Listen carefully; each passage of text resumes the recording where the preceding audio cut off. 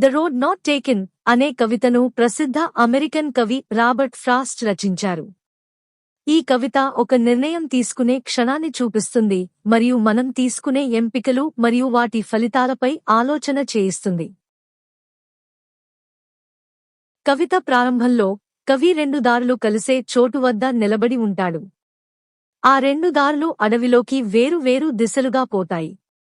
కవి ఆ రెండు దారులను పరిశీలించి రెండూ సమానంగా నడిచినట్టే కనిపిస్తున్నాయని భావిస్తాడు. కొంత ఆలోచన చేసిన తరువాత ఎక్కువ మంది వెళ్ళని మార్గాన్ని ఎంచుకుంటాడు. ఈ ఎంపిక అతని ప్రత్యేకతను మరియు వ్యక్తిత్వాన్ని ప్రతిబింబిస్తుంది. ఈ నిర్ణయం అతని జీవితంలో చాలా మార్పును తీసుకువచ్చిందని చెబుతాడు.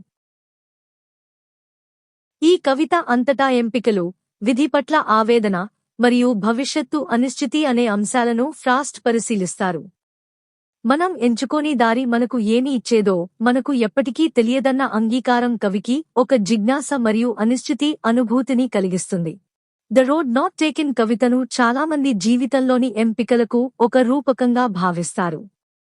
మనం తీసుకునే నిర్ణయాలు మన జీవితదారిని ఎలా ప్రభావితం చేస్తాయో ఈ కవితలో తెలియజేస్తారు. ఇది వ్యక్తిత్వ విలువను మరియు మన ఎంపికలు ఎలా ప్రత్యేకమైన అనుభవాలను మరియు వ్యక్తిగత వృద్ధిని అందించగలవో తెలియజేస్తుంది.